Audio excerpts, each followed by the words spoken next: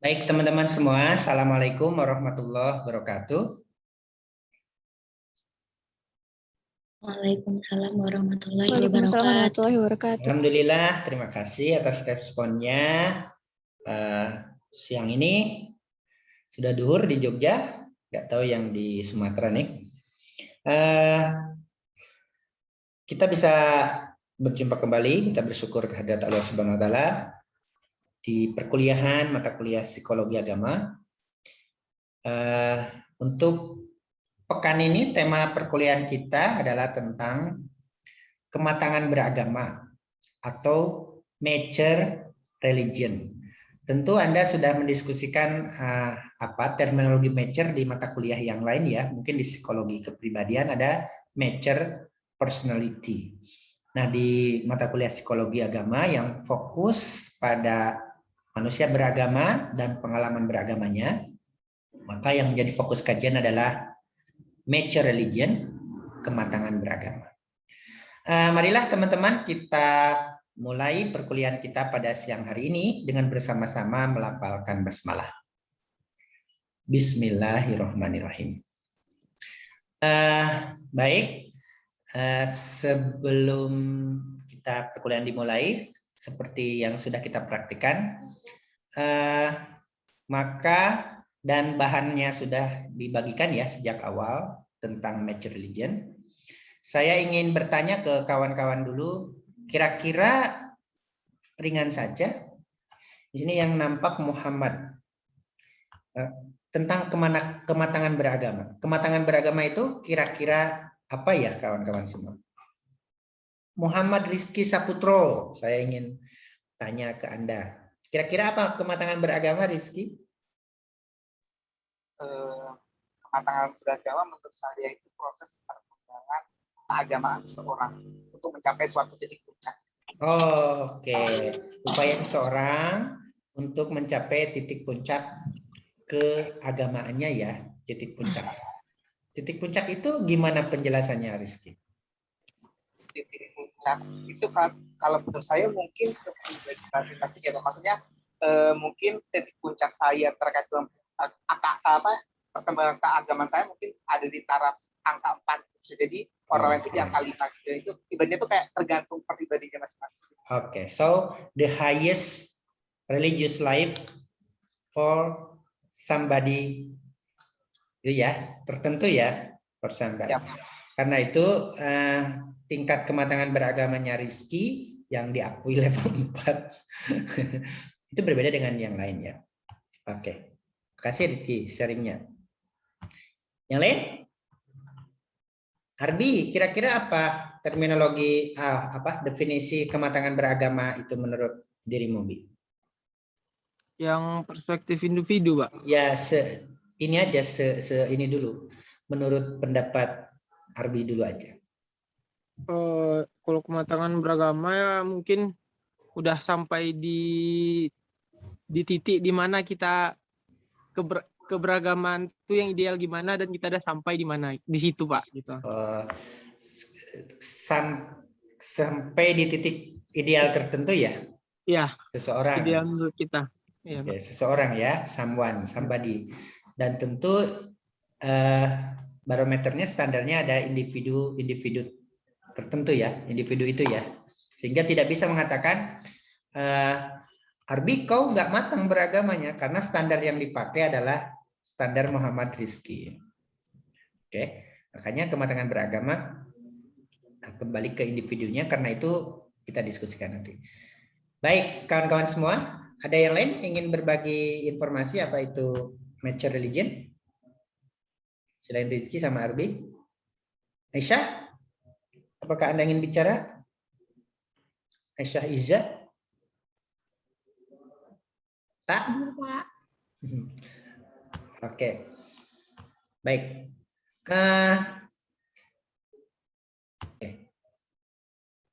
Baik teman-teman semua, saya sudah bagikan bahannya. Sekarang mohon Anda baca teks itu sekitar berapa menit gitu, sekitar 10 menit. Oke. Kemudian teman-teman sekarang yang kedua, baca lagi teks itu sambil mengisi lembar penuntun yang sudah dibagikan ya, yang sudah dibagikan. Dan terima kasih Anda sudah mengisinya lembar penuntun itu. Tinggal lembar penuntun yang sudah saya sharekan. Tinggal sekarang saya akan bertanya kepada Anda hasilnya. Ini ya, yang B. Oke, saya akan minta Anda sharing itunya. Lembar penuntunnya. Filenya yang ini mungkin ya. Oke.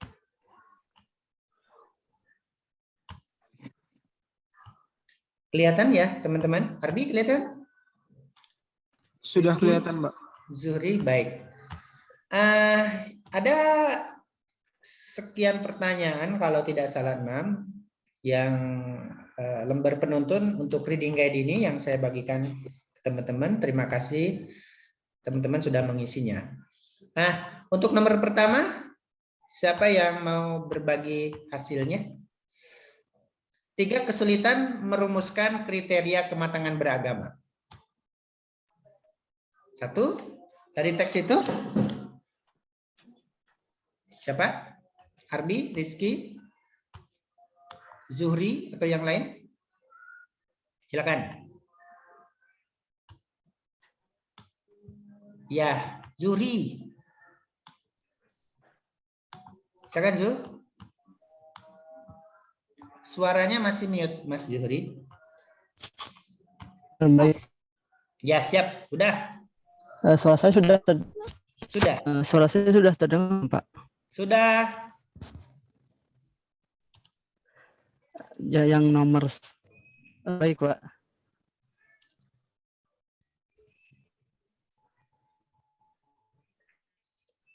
Silakan Zuhri. Yang pertama itu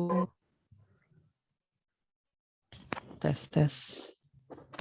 Sudah dengar? Sebutkan saja.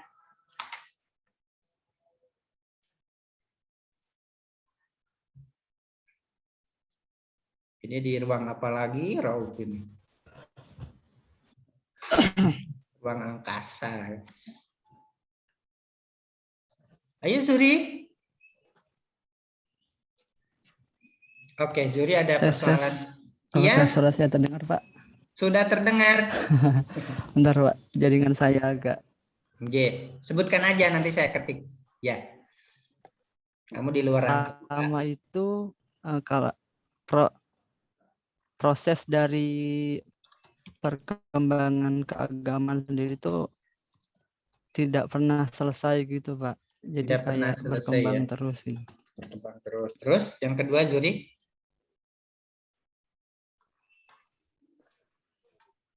Terus yang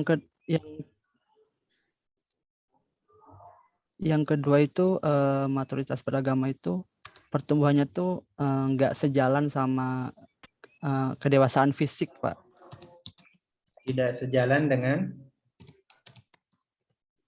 maturitas fisik. Lalu ya. yang ketiga itu kedewasaan fisik. Betul. Yang ketiga itu maturitas beragama bergantung pada konsep beragamanya seorang. Jadi definisinya itu nanti bisa apa ya, macam-macam gitu, Pak. Jadi masing-masing tuh punya tolak ukurnya sendiri gitu, punya validitasnya sendiri gitu, Pak. Kalau yang ketiga.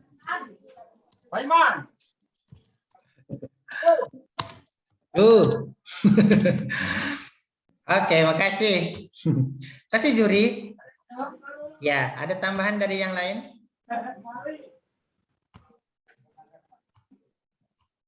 Arbi sama? Intinya sama, Pak. Intinya sama ya. Bahasanya paling yang beda dikit, Pak. Apanya? Yang mana? Ya, enggak kayak Zuhri tadi, enggak apa proses keagamaannya terus berlanjut tidak berkembang. Kalau di saya proses agamaannya enggak selesai, cuman beda bahasanya ya, Pak. Intinya sama. Iya ini. tidak terus berkembang gitu ya.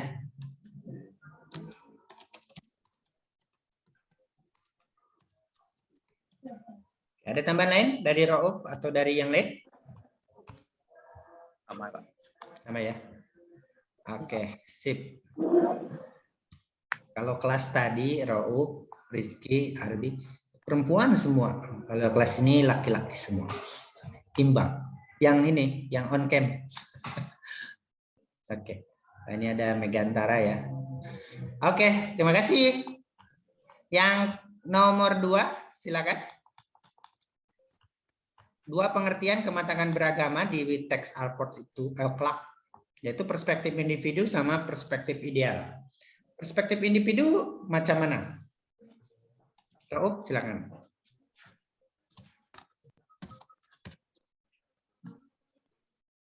Oke Pak, bentar buka itu. Kamu Oke. di ruang operasi ya? Iya Pak, Ruang bedah. di rumah sakit. Luar biasa. Kalau perspektif individu itu saya menulisnya nilai tertinggi dari perkembangan agama dewasa gitu Pak. Tinggi dari Perkembangan agama dewasa. Oke, kalau perspektif ideal? Semua perkembangan agama dapat diukur dan dibandingkan. Semua perkembangan agama dapat diukur dan dibandingkan. Mungkin maksudnya satu konsep yang bisa mengukur semua perkembangan agama ya, dan membandingkannya. Sip. Ada tambahan Rizky? Muhammad Rizky? Makasih Rauf. Atau yang lain? Kamu mau mengoperasi siapa ya Rauf? Saya sendiri Pak. Gagal pas masangnya gimana? Oke, makasih. Ada tambahan mungkin dari Zuhri, dari Arbi, dari Megantara. Nah, Mega baru on cam kali ini ya, Megantara ya. Kamu di ruang operasi juga itu. Ada tambahan? Sudah sering, Pak. Oke, ada tambahan kah? Rizky? Tidak ya. Baik. Itu dia. Kemudian 6 kriteria kematangan beragama menurut Alport, dan kita nanti akan lihat sosok orang matang beragama menurut Alport itu yang kayak mana toh? Kiai kah? Pastor kah? Atau pedagang kah? Atau macam mana? Oke, sip. Siapa yang mau membacakannya? Saya mungkin, Pak. Oke, Arbi. 1. Kalau yang hasil yang saya cari diferensiasi yang baik, Pak. Terus motivasi kehidupan beragama yang dinamis. Motivasi kehidupan agama yang dinamis. Terus? Pelaksanaan ajaran agama yang konsisten dan produktif. Yang Konsisten dan produktif. Pandangan hidup yang komprehensif. Pandangan hidup yang komprehensif. Ya, sip. Terus pandangan hidup yang integral. Salah-salah ketik, dimaklum. Terus? Semangat pencarian dan pengabdian kepada Tuhan. Oke. Pengabdian kepada Tuhan ya. Ini dari Arbi ya. Oke. Bukan Tuhan Arbi, kepada Tuhan. Oke, yang lain ada yang menambahkan? Mungkin bisa nambahin sedikit, Pak. Gimana, Rizky? Yang poin A itu diferensi yang baik sama ada satu kritikal, jadi dapat mengkritisi diri sendiri. Dan kritik sendiri ya. Itu Rizky? Ya. Oke. Maksudnya apa itu diferensiasi yang baik dan kritik diri itu, Rizky dan Arbi? Tambahan Pak dari saya Pak. Ya, Kalau saya nulisnya dalam kurung berciri khas Pak. Nama yang mana? Untuk yang A, diferensiasi yang baik dan kritis itu maksudnya berciri khas. Memiliki ciri khas kekhususan tersendiri. Memiliki ciri khas sendiri gitu. Ini Raul. Gini. Oke, good. Thank you. Yang lain? Mega. Belum dengar suara kau saya, Megantara. Kamu sama seperti ini? Iya Pak, cuman mirip-mirip aja. Kalau gitu kau yang nomor 4 tuh. 4 ciri kematangan beragama menurut William James. 4 ciri kematangan beragama menurut William James yaitu yang pertama sensibilitas akan eksistensi Tuhan. Oke, sebentar, sabar. Sensibilitas akan eksistensi Tuhan. Maksudnya apa itu, Mega? Sensitif gitu, kalau ada Tuhan itu ya merasa takut, merasakan ya. Yang kedua gimana, Megantara? Kesinambungan dengan Tuhan dan penyerahan dirinya. Oke, good. Selalu nyambung ya. Ya. Kesinambungan dengan Tuhan dan penyerahan diri. Terus? Lalu yang ketiga, penyerahan diri yang melahirkan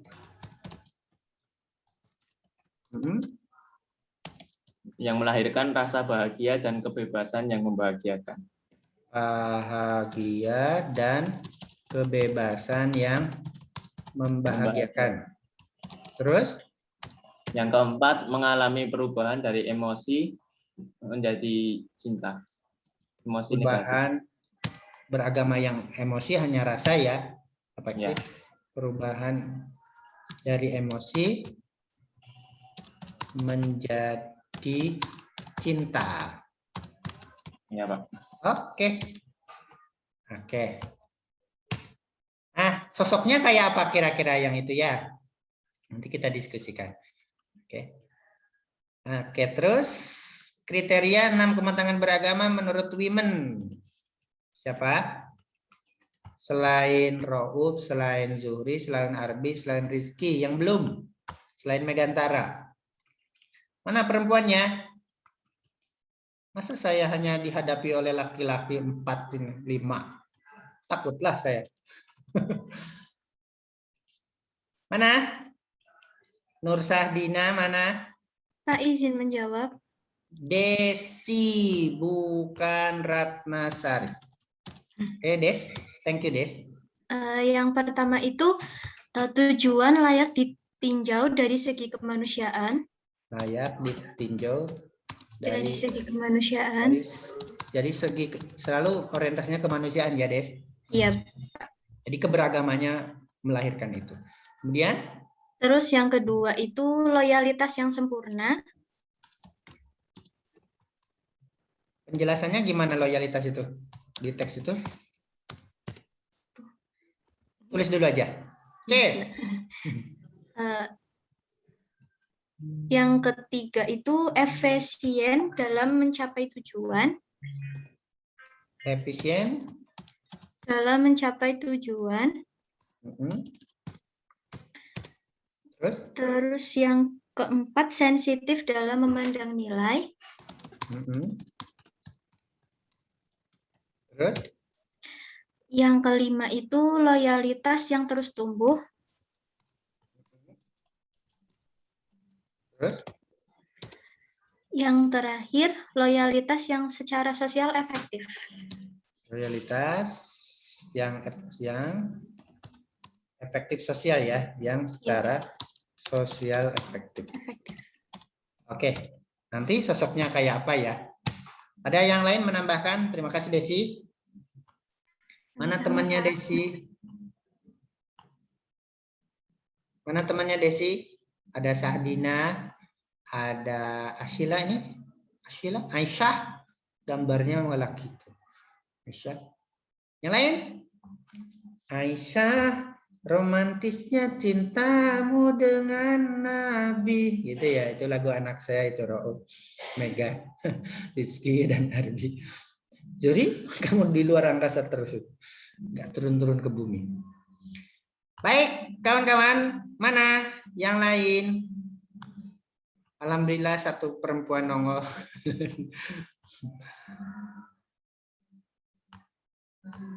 Mana? Nomor 6. Kriteria kematangan beragama menurut From. Ayo kawan-kawan. Biar oke. Desi sudah. Nur Sahdina ada? Fisabilillah ada? Halo? Ada, Siapa Pak. yang? Ya, Nur Sahdina nomor 6. Jadi yang A itu, Pak, keagamaan otoriter. Membandingkan antara keberagamaan otoriter ya, yang gimana otoriter itu? Yang agama itu datang dari luar dan bersifat tirani, Pak. Tirani, menyiksa dirinya, menjadi beban dirinya, sholat menjadi beban, dan Ya, sholat karena orang lain, puasa karena orang lain itu ya? Ya, Pak. Kemudian membandingkannya dengan? Terus keagamaan humanis, Pak. So, orang yang menurut matang beragamanya itu, menurut keberagaman humanis kayak mana, menurut Sadina? Itu dari kekuatan-kekuatan kreatif yang dari individu itu sendiri, Pak. Maksudnya gimana? Itu kan teksnya gitu. Jadi seseorang itu memandang Tuhan tuh sebagai simbol kekuatan manusia gitu, Pak. Oh, humanis ya. Oke. Jadi yang matang itu yang keberagaman humanis ya. Yap. Oke, sip. Yang dari dirinya, yang culture-minded, yang dari dalam, yang bukan karena paksaan orang luar eksternal, tapi yang dari dalam itu. Oke, makasih kawan-kawan semua. Itu dia ya. Mana reactionnya? Mau ngasih plus, nggak muncul. Oke, terima kasih kawan-kawan. Nur Sahdina, kemudian Desi, kemudian Megantara, kemudian Arbi, Rizky, Rauf juga ya semua. Baik, ini dia jawaban kita dari teks itu. Nanti saya juga akan menjelaskan dengan sedikit tambahan ya teman-teman. 3 kesulitan merumuskan kriteria kematangan beragama, seperti juga dalam ilmu lain ya teman-teman. Ketika kita merumuskan kriteria, bahkan definisi, itu kan menegasikan definisi yang lain. Sama membuat kriteria, itu menegasikan kriteria yang lain, sehingga nanti ada konsep individu, ada konsep ideal. Ada pengertian individu, ada pengertian ideal. 3 kesulitan itu menurut Arbi, Zuhri, proses perkembangan keagamaan tidak pernah selesai atau terus berkembang. Kemudian maturitas beragama tidak selalu sejalan dengan maturitas fisik ya. Dengan keagamaan fisik. Oke. Kemudian kawan-kawan, share screen-nya masih kelihatan ya? Masih, Pak. Baik, alhamdulillah. Kemudian maturitas beragama bergantung pada konsep beragama setiap orang. Masing-masing punya tolak ukur sendiri. Tidak bisa mengukur kematangan beragama Megantara dengan standar Rauf yang anak kiai misalnya kan. Tidak bisa mengukur kematangan beragamanya Rauf dengan Arbi yang anak politisi misalnya. Jadi masing-masing punya. Nah, 2 pengertian kematangan beragama yang individu, kata Rauf, adalah nilai tertinggi puncak dari perkembangan keagamaan dewasa seseorang. Perspektif ideal adalah konsep yang bisa mengukur dan membandingkan semua perkembangan keagamaan. 6 kriteria kematangan beragama menurut Alport dengan nilai-nilai ini, ciri-ciri ini, diferensiasi yang baik, bisa mengkritik sendiri atau memiliki ciri khas sendiri, motivasi kehidupan agama yang dinamis, pelaksanaan ajaran agama yang konsisten dan produktif, pandangan hidup yang komprehensif, pandangan hidup yang integral, heuristik ya ini Abi ya, semangat pencarian dan pengabdian kepada Tuhan. Kira-kira sosok matang beragama menurut Alport itu sosok apa ya teman-teman di teks itu? Kiai bukan? Dosen bukan? Mahasiswa bukan? Sosok apa kira-kira ini? Bisa mengira-ngira? Maksudnya sosok itu pekerjaan atau semacamnya apa saja. Teks itu memberi ada implisit apa eksplisit, saya lupa ada di sini. Jadi orang matang beragama menurut Alport itu adalah Rauf. atau kiai, atau seniman, atau Pemuka agama kayaknya berarti Pak. pemuka agama ya. Ada yang lain?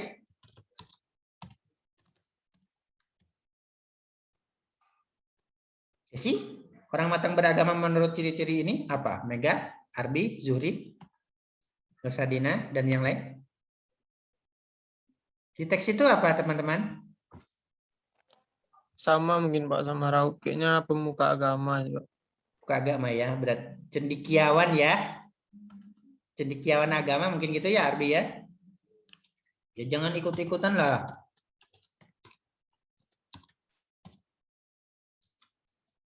Oh Arbi ini dari saya ya, Roni. Gitu. Menurut Alpot gimana? Menurut Alpot adalah akademisi ya teman-teman ya. Jadi makanya konsep kematangan beragamanya Alpot ini sangat disukai oleh akademisi. Berpengetahuan, diferensiasi yang baik kan. Kemudian kritik diri. Oke, good. Terima kasih. Dan yang keempat, 4 kriteria kematangan beragama menurut James. Yang selalu merasa kehadiran Tuhan, kemudian nyambung dengan Tuhan, kemudian pasrah diri. Pasrah diri ini melahirkan kebahagiaan, kebebasan. Kebahagiaan ini melahirkan cinta. Sosok apa kira-kira orang-orang kayak gini menurut William James? Selalu merasa kehadiran Tuhan, selalu nyambung, selalu pasrah, selalu bahagia dengan keagamaannya, bebas dengan keagamaan, nggak peduli hari esok, nggak perlu besok mau makan apa. Pemuka agama. Kamu pemuka agama terus, kamu karena anak ini ya, anak ustadz ya. Enggak Pak, soalnya bingung mau jawab selain pemuka agama Pak. Ada Tadi kan di situ. akademisi aja nggak kepikiran Pak. Di teks itu ada, Rauf. Enggak, berarti nggak baca Pak. Wah, betul, jujur kacang hijau. Apa dia? Kira-kira kata Alpot? Sufi bukan? Sufi. Kata siapa ini? Rahma ya? Iya. Rahma. Kata Alpot juga Sufi, teman-teman. Kata dalam sosok dia kan seorang pastor ya, romo ya, yang tidak memikirkan hal-hal dunia, orang yang altruism itu. Kemudian 6 kriteria kematangan beragama menurut Women dijawab oleh Desi. Tujuan yang layak ditinjau dari segi kemanusiaan, loyalitas yang sempurna, efisien, dan loyalitas yang terus tumbuh, sensitif memandang nilai, loyalitas yang secara sosial efektif. Kira-kira orang beragama apa yang gini itu? Oke, orang beragama macam mana? Yang sosialis, ya. Jadi tidak menekankan kesalehan individunya, tapi kesalehan sosial. Oke, kalau yang ini sosoknya kayak mana? Yang women. Kayak mana kawan-kawan? Seorang yang kira-kira?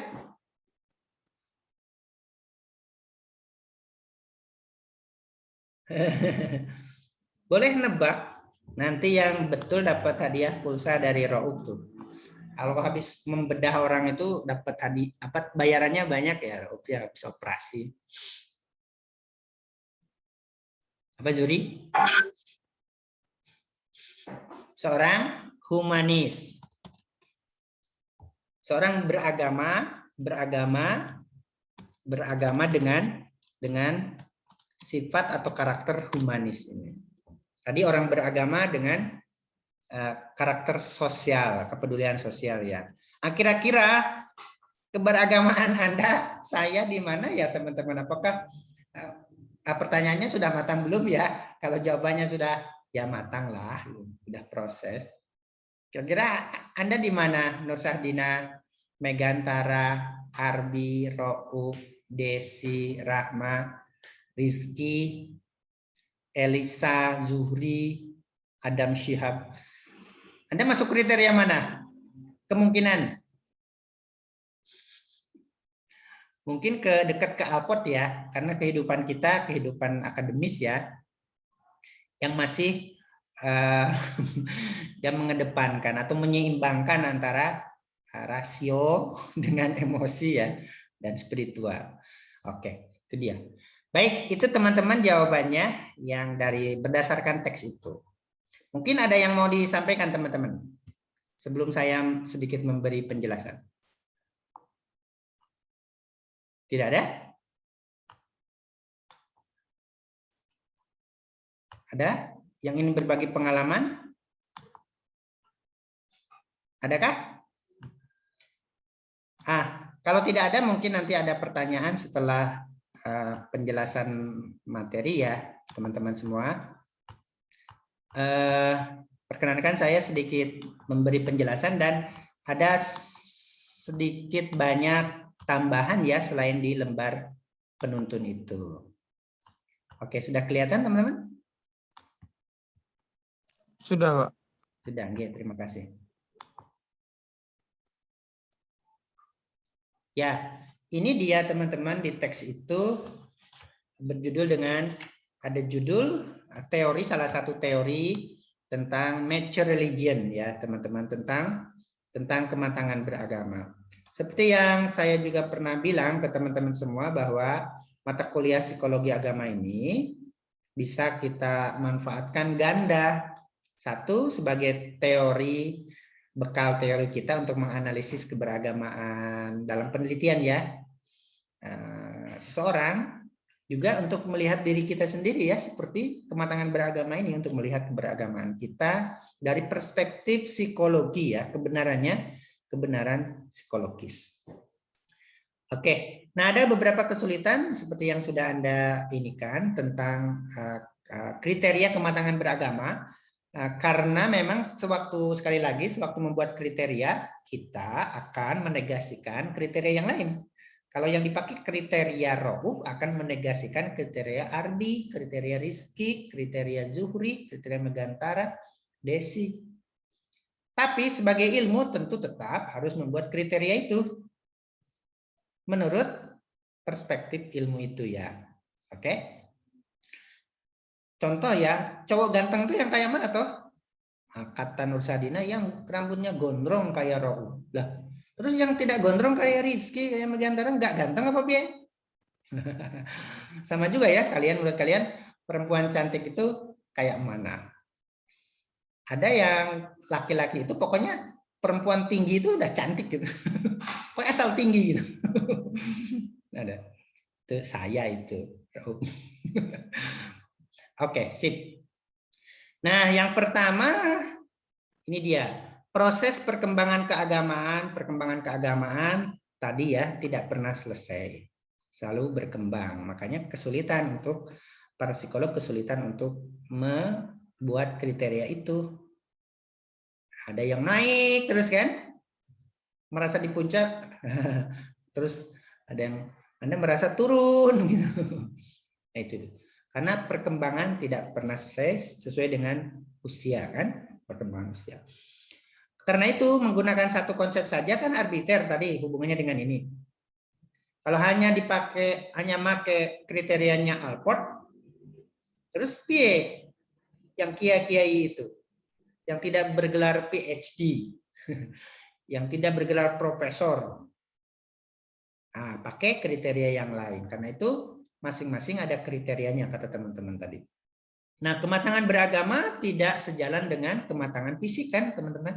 Kedewasaan fisik tidak sejalan dengan kedewasaan beragama. Kita lihat ya banyak kasus ada orang yang sudah lewat remaja, sudah agak dewasa gitu. Tapi keagamannya kayak kanak-kanak gitu. Misalnya sewaktu jamaah di masjid atau Jumatan itu sholatnya itu masih gojek gitu sama sampingnya. Padahal sudah lulus SMA. Ada ya? Jadi kematangan fisiknya, secara fisik dia matang, normal, perkembangan fisiknya, tapi keberagamaannya tidak sejalan dengan itu. Atau ada anak ya di masjid, coba di masjid kita masing-masing, ada anak yang masih SD, atau kelas 1 SMP, itu keberagamaannya sekilas keberagamaan yang dewasa gitu. Sholatnya tertib gitu. Dalam kehidupannya juga moralis gitu ya. Itu ya, ada itu kesulitan. Tidak selalu orang yang matang fisik matang beragamanya. Tidak selalu orang yang belum matang fisik masih pertumbuhan itu belum tentu juga keberagamaannya belum matang. Nah, itu dia. Coba lihat ya yang di pondok tahfidz itu yang masih kanak-kanak itu kematangan beragamanya melebihi melompati kematangan fisiknya. Juga di tempat-tempat lain. Nah, tentu kita mari yang sudah matang fisiknya ini sudah sempurna, jangan sampai kematangan beragamanya ketinggal di sana, harus ngikut gitu ya. Oke. Nah, karena itu psikologi Clark terutama di bukunya itu membuat pengertian kematangan beragama dari dua perspektif, perspektif individu dan perspektif konsep ideal psikologi agama. Perspektif individu betul yang teman-teman katakan tadi, titik tertinggi perkembangan agama seseorang. Sholat duha 2 rakaat setiap hari itu, misalnya bagi Arbi atau bagi Margantara itu sebuah pencapaian luar biasa. Tapi bagi Rauf itu sholat duha 2 rakaat. Aku itu kalau malam kata Rauf, qiyamul lail itu tahajud itu 20 rakaat, witir 19. Setelah itu qiraatul Quran. Kata Rizky, enggak, aku coba selain itu aku itu sholat duha, qiyamul lail. Sholat wajib pasti ya. Masa qiyamul lail enggak sholat wajib. Terus aku itu kata Rizky, Daud. Jadi aku lebih tinggi dari kamu. Kata Zuhri lain lagi. Wah, aku tuh sedekah sehari 100 onta loh. Puasa Senin Kemis loh. Karena itu tidak bisa titik puncak Zuhri dipakai untuk mengukur Rizki, mengukur Rauf, mengukur Arbi, mengukur Megantara. Ya, karena Rauf misalnya ya dia anak miliarder misalnya. Itu yang bisa dilakukan. Itu ya. Tidak bisa dipakai. Nah, yang perspektif konsep ideal yang akan kita diskusi, kita jelaskan dan sudah Anda ringkas di lembar penuntun itu, menurut Alport, menurut Women, menurut James, sama form ada satu konsep untuk mengukur semua perkembangan keagamaan. Akademisi ukurlah dengan ini. Dengan Alport. Kalau Anda ingin meneliti kematangan beragama para dosen psikologi, besok saya sharing dengan para dosen Anda psikologi jam 13 menyusun RPS. Saya diminta Kaprodi untuk memberi sharing dengan dosen-dosen Anda besok daring oleh Bu Lisna. Oke, untuk mengukur semua. Kalau Anda ingin meneliti para aktivis suluk ya, tarikat, pakailah teori kematangan beragamanya William James. Nah, dia nggak sekolah, dia nggak mengejar sarjana, mereka nggak ngejar sarjana, tiap hari dikir ya, setelah dikir bertani pun dikir bawa tasbih. Nah, itu dia. Kalau ingin mengukur aktivis sosial ya pakai yang women kan, oke, yang form ya, yang form. Oke, itu dia. Nah, teman-teman di teks itu sebetulnya ada penjelasan tentang ini. Oke. Ada pembahasan tentang keberagamaan anak, remaja, dan keberagamaan matang, dan persamaan-persamaan dan perbedaannya. Nah, ciri keberagamaan anak, mungkin pasti Anda sudah belajar di psikologi perkembangan ya. Ketergantungan pada yang lebih tua. Nah, betul ya, kita masih ingat ketika anak-anak dulu, kita ke masjid, kita Jumatan, kita ngaji, itu bukan karena kesadaran toh. Ngaji sore itu karena disuruh oleh orang yang punya otoritas kita. Kalau Megantara orang tuanya Kristen, pasti nggak ke masjid. Karena yang punya otoritas mengarahkan Megantara tiap Ahad ke gereja. Kenapa Rauf waktu kecil? Karena ke masjid, Jumatan, walaupun tidak tahu itu ngapain kan, ikut itu aja. Tapi karena disuruh orang tuanya yang penceramah, yang ustadz. Nah, kita sebagai orang udah dewasa jangan berarti sudah tidak gitu kan, sudah lewat ya. Kemudian kepercayaan buta kan, kepercayaan buta. Anak-anak sholat apa itu disuruh, pokoknya percaya saja apa yang disuruh orang tua. Anak-anak tidak mempertanyakan kenapa sholat. Kenapa sih harus sholat? Kata orang tuanya wajib. Oh iya, dikerjakannya. Kemudian egosentris. Nah, teman-teman, anak-anak itu egosentris ya. Contoh yang paling nyata itu dalam berdoa kan. Anak-anak kalau berdoa itu pasti untuk dirinya sendiri dan sangat materialistik. Ya Allah beri aku mainan baru. Itu anak-anak. Mungkin ada ya, contoh pengalaman anak saya bilang ke saya, mendoakan orang tuanya. Tapi kembali ke dirinya sendiri, teman-teman. Saya dapat pengakuan dari anak saya yang kelas 1 SD. Itu bilang, tahu nggak aku tadi di masjid doa apa katanya? Apa saya bilang? Aku berdoa kepada Allah supaya Allah memberi uang banyak ke abiku. Manggil aku kan abi ya. Kenapa? Biar abiku bisa beliin aku mainan baru. Kembali lagi ke mainan baru. Mendoakan orang tua, ada betul ya, tapi untuk dirinya sendiri. Oke. Nah, itu dia. Tentu kita sudah tidak begitu ya. Kita itu berdoanya kan sudah ilmu bermanfaat, rezeki yang berkah, sudah gitu ya. Sudah lompatan dari situ. Kalau masih begitu, kekanak-kanakannya masih ke bawah. Kemudian kematangan beragama juga ada kesamaan dan perbedaannya dengan keagamaan remaja. Persamaannya ada unsur intelijensi, tidak buta, tidak kepercayaan buta. Emosinya sudah nampak, afeksinya, rasa sholatnya sudah nampak, kemudian kepentingannya, ya, ingin masuk surga, ingin apa. Kemudian sosialnya, tidak ada sensitivitas sosialnya, dan sensitivitas moral. Sama ini. Perbedaannya di keberagaman matang itu dengan remaja, kalau keberagaman matang itu berkurangnya kebingungan. Sebaliknya di keagamaan remaja, Anda masih ingat di perkembangan kognitif remaja yang kritis, tidak cepat percaya ya. Tapi kalau udah matang itu sudah tidak ada bingung lagi, sudah mantap sholat itu bagian dari hidupnya. Sudah mapan bahwa sholat itu gini, puasa itu begini. Sudah stabil, sudah bertanggung jawab, tidak meninggalkan lagi. Sudah teratur, sudah efektif. Nah itu dia. Nah, mari kita lihat ya keagamaan kita. Nah, ada ciri keagamaan serupa antara keberagaman matang dengan anak, kata Alport dalam psikologi agama, yaitu kepercayaan terhadap individual dan ritual dan verbalisasinya.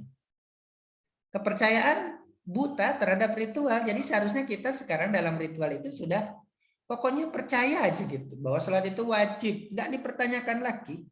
Juga verbalisasinya bahwa sholat itu harus pakai bahasa Arab, solu kama ra'aitumuni usolli, kata Rasul. Sudah, kita juga bahasa Arab, jangan diganti dengan bahasa Minang, bahasa Jawa, bahasa Batak, bahasa Madura, bahasa Sunda, bahasa Jawa, Makassar, bahasa Melayu, Natuna, bahasa Ambon. Udah. Oke. Sudah tidak ragu lagi, sudah mapan, sudah stabil, sudah bertanggung jawab. Nah, ini sudah teratur. Justru yang dicari sekarang adalah maknanya kan. Kemudian spontanitas dan ketakjuban. Nah, anak kalau melihat sesuatu yang baru yang menurut dia wow, itu biasanya apa anak-anak bilang, teman-teman? Oh, bagus banget ya. Keren. Oh my God. Anak sekarang OMG. Sama, orang beragama matang dalam psikologi itu juga penuh ketakjuban. Apa yang membuatnya takjub itu mengingatkannya kepada Tuhan secara spontan. Masya Allah, luar biasa bagus. Astagfirullah, mantap. Juga kalau ada musibah kan, Masya Allah gitu. Subhanallah, Allah Maha Besar, Allahu Akbar. Kalau kita lihat ketakjuban, wah, kamu KTP sekarang. Ketakjuban terus jadi bubar konsentrasiku. Kalau melihat sesuatu yang takjub gitu, alam atau apapun, biasa-biasa saja, gitu aja. Itu belum matang agamanya dalam psikologi ya. Tapi kalau emosinya tersentuh, jiwanya tersentuh oleh satu yang ajaib, seperti ini ada Zuhri, ini ada planet apa itu Zuhri di belakang itu. Oh ya Allah bagus sekali gitu. Mengingatkan Tuhan itu keberagaman matang. Ya itu dalam psikologi ya teman-teman semua. Baik, ada kesamaan. Jadi mari kita lihat. Ini yang kriteria kematangan beragama menurut Alport. Bukan ya, ini belum ya. Nah, Alport dalam membahas kematangan beragama itu berangkat dari basisnya adalah kematangan personality, pasti ya, dari personality. Karena itu ada hubungan antara kematangan personality dengan kematangan beragama, kematangan kepribadian. Kalau psikologi sekuler kan kembali di berhenti di personality kok, teman-teman ya. Berhenti di personality kepribadian.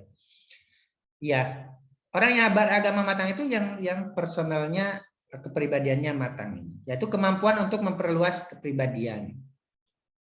Oke, tidak untuk dirinya sendiri tapi sudah memperluas untuk orang lain. Kemudian objektifikasi diri dan pandangannya tidak hanya untuk dirinya sendiri, dirinya juga untuk di luar dirinya. Kemudian memiliki falsafah hidup yang memadai. Jadi memiliki falsafat hidup yang memadai untuk menghantarkannya menjadi seorang yang baik.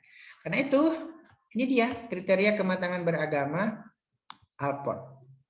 1, well differentiated. Kalau secara bahasa itu diferensiasi yang baik, itu kalau dibaca teksnya adalah berpengetahuan luas dan humble, tawadu. Kalau di pondok saya motonya berpengetahuan luas dan berpikiran bebas. Itu pondok saya. Oke, orang beragama matang itu karena itu orang beragama matang menurut Alport adalah tadi ya, akademisi ini. Oke, akademisi.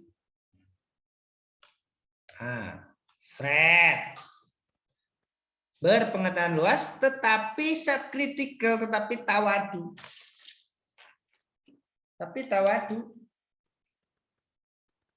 Sumuk. Oke, tawadu. Orang yang berpengetahuan luas, yang pintar itu banyak sekali ya kawan-kawan. Tetapi yang berpengetahuan luas dan tawadu itu tidak banyak kan teman-teman. Cenderungannya orang sudah bergelar tinggi, profesor itu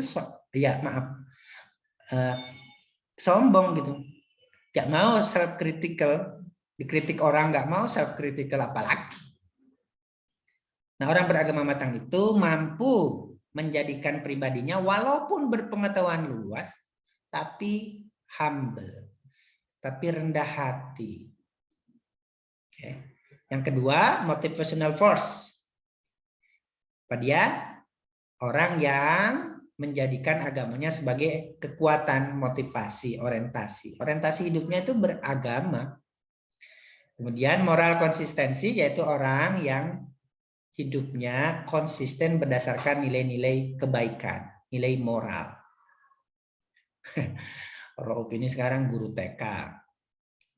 Kemudian yang keempat, comprehensiveness, itu orang yang beragama orang yang keberagamanya mampu menjalani hidup secara komprehensif ya teman-teman. Hidup kita ini ada positifnya, ada negatifnya, ada kebahagiaannya, ada deritanya, ada kesuksesannya, ada ketidaksuksesannya, ada negatifnya, ada positifnya. Orang beragama matang mampu melihat hidup ini secara komprehensif, fully.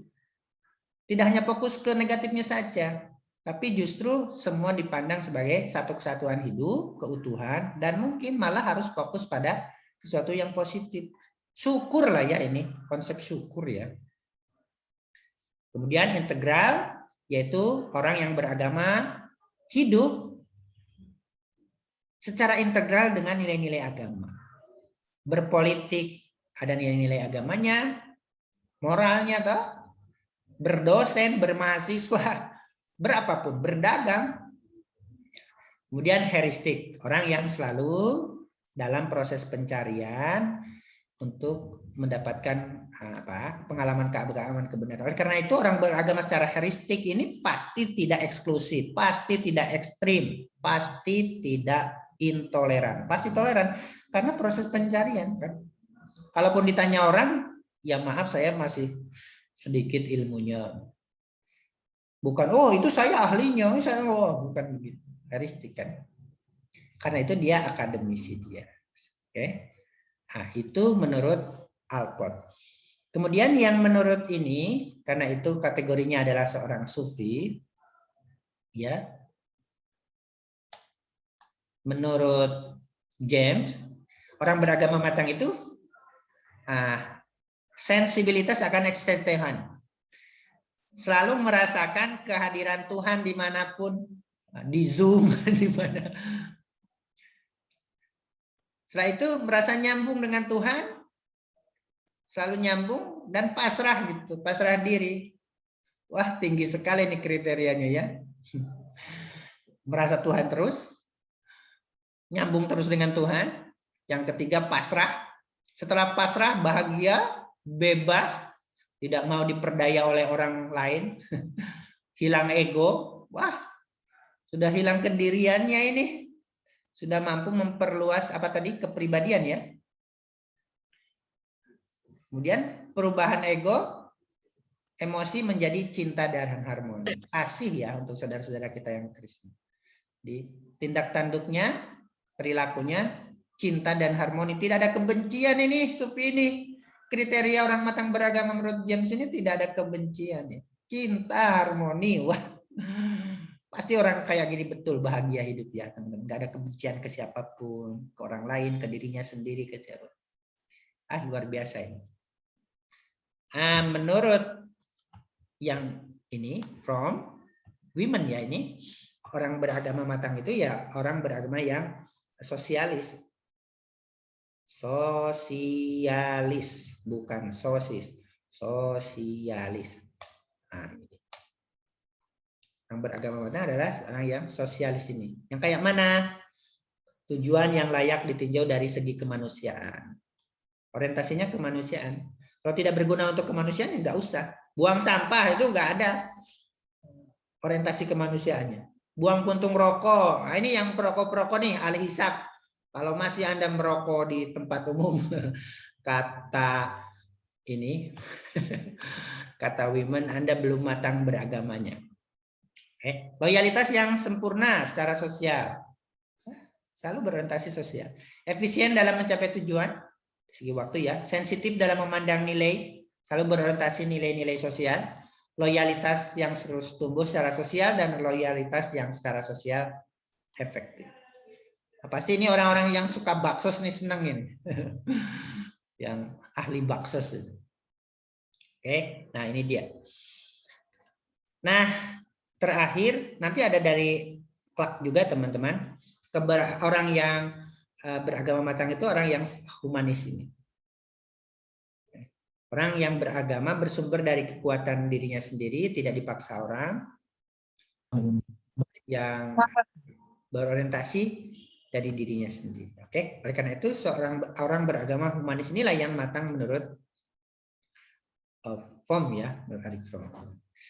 Oke kawan-kawan, sedikit lagi. Alport juga membuat kriteria di buku itu ya. Cuma tidak saya minta Anda carikan informasi itu, yaitu orang beragama matang kata Alport, orang yang memiliki kapasitas selalu tumbuh. Jadi keberagamannya itu selalu tumbuh, tidak mandek. Inilah yang menurut Alport disebut dengan heuristik dan comprehensiveness. Yang menurut women disebut dengan progress loyalitas. Loyalitas yang selalu tumbuh. Jadi keberagaman yang tumbuh ini, karena itu kawan-kawan tadi bilang, ya sulit untuk mendefinisikan kematangan beragama secara saklek ya. Kemudian rendah hati. Nah, kalau kita semua masih ada unsur sombong ya di diri kita sekecil apapun, belum matang beragama. Well differentiated and self-critical menurut Alport. Kemudian yang ketiga menurut Clark, senantiasa berusaha menyelesaikan diri dengan kehendak Tuhan. moral konsistensi atau sensibilitas akan kehadiran Tuhan kalau menurut William James. Senantiasa berusaha menyesuaikan diri dengan kehendak Tuhan ya. Wah, penting ya kita untuk melihat diri kita sendiri ini. Kemudian yang keempat, agama sebagai central concern, sebagai concern utama. Oke. Berarti agama dalam kehidupan semua ini ya kan? Agama dalam living religion ini. Agama sebagai kekuatan yang beri makna pada kehidupan. Kehidupan kita itu bermakna sekali ya teman-teman ini. Oke. Kalau menurut Alport adalah motivational force atau agama humanis menurut Fromm dan loyalitas sempurna menurut Jung. Ini menurut Clark. Itu keberagaman yang terus tumbuh kapasitasnya, kerendahan hati.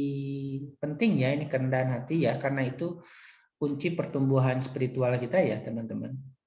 Kemudian senantiasa berusaha menyesuaikan diri dengan kehendak Tuhan. Agama sebagai konsep. Itu menurut Alport di bukunya itu, tapi tidak saya minta teman-teman, ini saya tambahkan. Nah, ini dia. Di buku itu sebetulnya di akhir ada 10 pertanyaan menurut Walter Houston Clark untuk melihat apakah keberagaman kita itu matang atau tidak. Atau kalau dalam penelitian, apakah subjek penelitian kita beragama matang atau tidak. Yang pertama, mari kita juga tanya ke diri kita sendiri. Is it primary? Apakah keberagaman kita itu primer? Kebutuhan? Kan ada secondary, ada tertiary ya kemarin. Atau sekedar kepura-puraan? Oke. Apakah karena kita memang kebutuhan, butuh itu dengan agama itu sudah menjadi bagian dari diri kita, kepribadian kita, atau karena ya ikut-ikutan saja, karena malu, karena ikut-ikutan gitu. Yang kedua, is it fresh?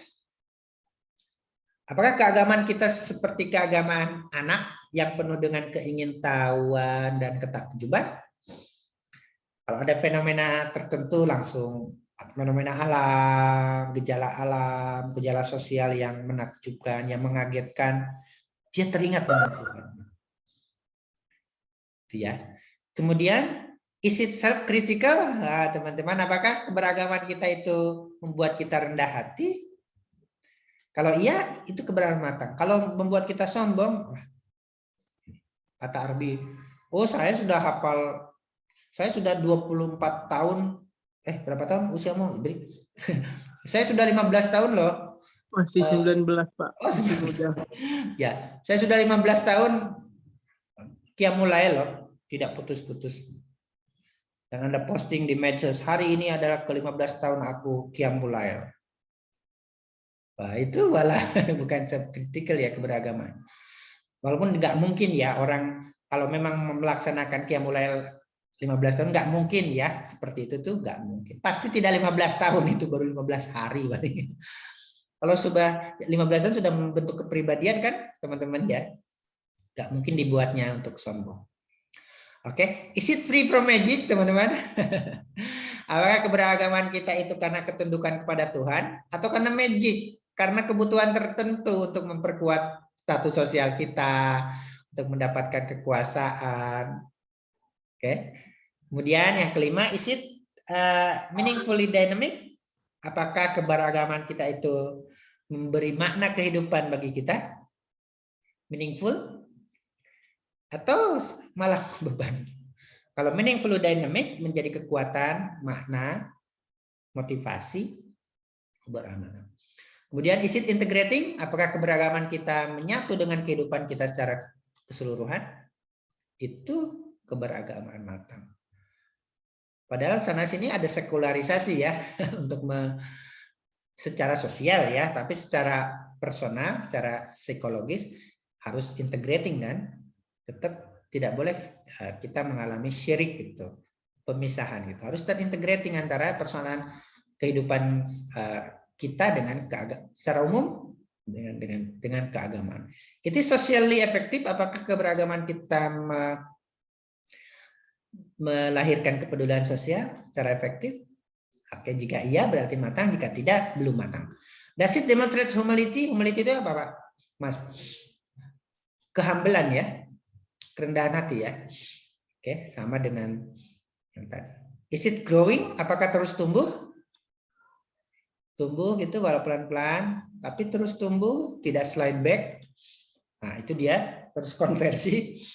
Itu kita beragama mata. Kemudian is it creative? Apakah keberagaman kita itu kreatif, hasil ijtihad kita, pencarian kita, bukan karena mengulang-ulang aja, bukan hanya mekanik saja. Misalnya Anda tingkatkan duhanya menjadi 4 rakaat, jadi 6 rakaat, dan merasakannya yang lain. Nah, kawan-kawan, itu kematangan beragama menurut psikologi dari Alport yang akademis, dari William James yang sufi, dari Women yang sosialis, dari Eric Fromm yang humanis, dan ada juga ini gado-gado dari, bukan gado-gado, kriteria dari Clark yang menggabungkan antara akademis, kriteria akademisnya Alport dengan sosialisnya, dengan humanisnya Women, dengan sufinya William James, dan dengan humanisnya Fromm. Kemudian dia membuat 10 pertanyaan untuk melihat apakah keberagaman seseorang kalau itu subjek penelitian, apakah keberagaman kita kalau itu kita untuk self-critical matang atau tidak. Matur suwun sangat. Kalau ada pertanyaan silakan, saya sangat senang sekali untuk ini. Muhammad Rizky, raise hand. Silakan Rizky. Terkait tadi dengan berdoa tadi ya Pak, ada bahasannya terkait dengan bahasa Arab atau sebagainya. Nah, dalam berdoa ya Pak, mungkin ini nggak tahu berkaitan sama kematangan beragama atau enggak. Dalam berdoa itu biasanya saya diajarkan kan biasa ada doa keselamatan, doa apa kan itu dalam bahasa Arab ya Pak. Nah, tapi itu saya nggak ngerti artinya gitu, maksudnya dibaca jadi baca gitu habis sholat, cuman kadang rasanya itu berbeda ketika saya sendiri itu berdoa menggunakan bahasa Indonesia gitu. Maksudnya kayak rasanya itu lebih dapet, kemudian kayak tujuannya itu tahu gitu. Sedangkan kalau berdoa pakai bahasa Arab itu kadang ya udah dibaca aja gitu. Nah, itu ada kaitannya nggak sih Pak sama kematangan beragama? Dan kemudian apakah kita tuh sebagai misal umat muslim itu emang seharusnya gitu kita harus mempelajari artinya juga agar kita berdoa dengan bahasa itu lebih dapat apa, atau ya udah kita berdoa ya sesuai dengan senyamannya kita dan bagaimana kita memiliki pemaknaan akan doa tersebut. Oke, makasih Rizky. Yang persamaan antara keberagaman anak dengan matang di poin kepercayaan terhadap ritual dan perbarisasinya. Bukan doa ya Rizky, ritual. Ritual itu kan sholat, azan, apalagi. Kalau doa kan non ritual kan, itu keperluan kita. Itu harus pakai bahasa Arab kalau kita kan. Karena verbalisasinya pakai bahasa Arab. Nah, kembali ke pertanyaan Anda, berdoa dengan bahasa Indonesia atau bahasa Jawa atau bahasa Sunda, itu ada hubungannya dengan kematangan beragama. Berdoa itu sendiri ekspresi kematangan beragama, Rizky. Tapi tidak tergantung dengan bahasanya. Kriteria siapa Rizky? Berdoa sebagai ekspresi kematangan beragama. Kriteria siapa? Alport?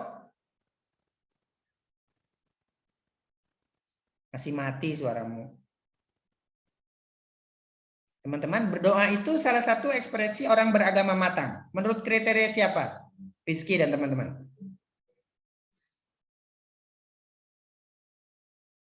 Kayaknya sosok sufi. Kalau women kan, kriteria women.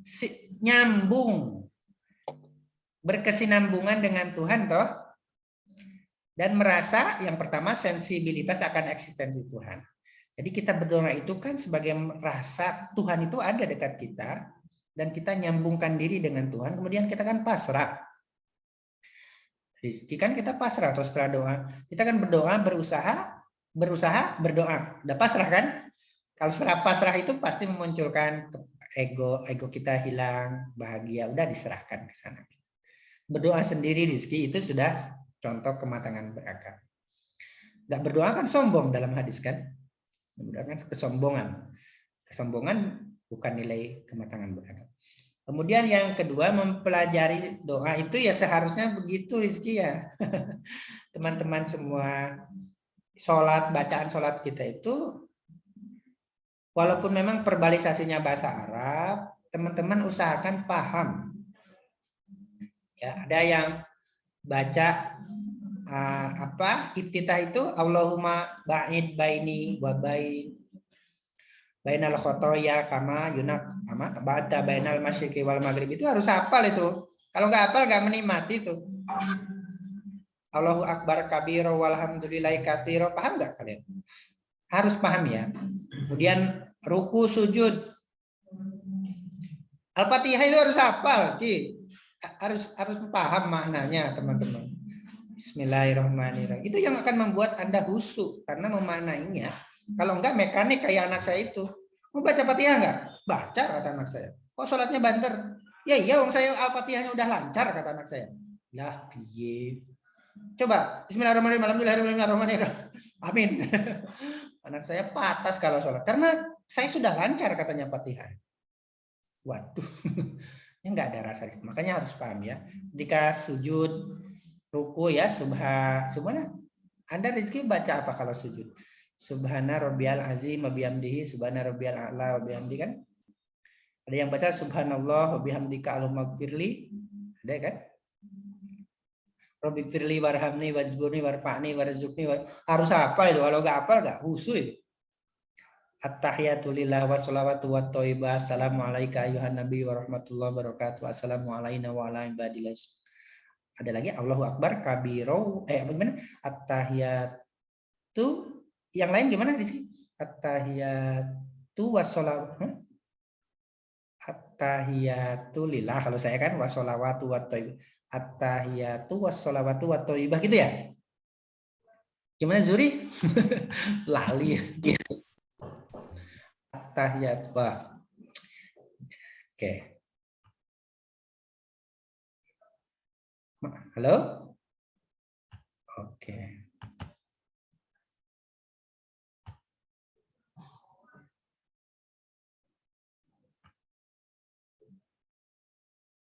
Halo teman-teman. Mati.